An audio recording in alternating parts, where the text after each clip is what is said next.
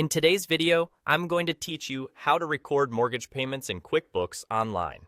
We'll walk through creating a clear, accurate journal entry and, if needed, setting up the mortgage account so your books reflect each payment properly.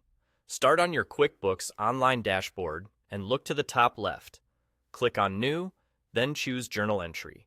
This opens the form where you'll capture the payment details from your mortgage statement.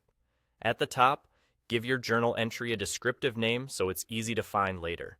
Type mortgage payment, and, if you like, add a reference number that makes sense for your workflow, such as the month or a simple sequence.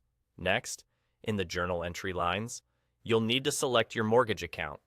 If you already have it, choose it from the list. If you don't see it, click. Add New to create it on the spot. When the new account window opens, set the account type to long-term liabilities. For detail type, select Notes, Payable. Name the account Mortgage Principal so it's clear this tracks the outstanding balance.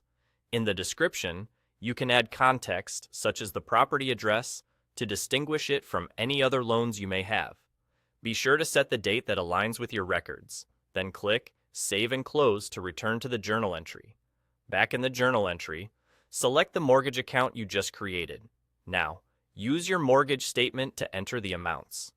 The portion that pays down the loan balance goes to your mortgage principal account, since that reduces what you owe.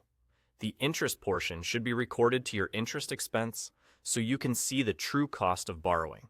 If your payment includes escrow items like property taxes or insurance, capture those to the appropriate accounts as well.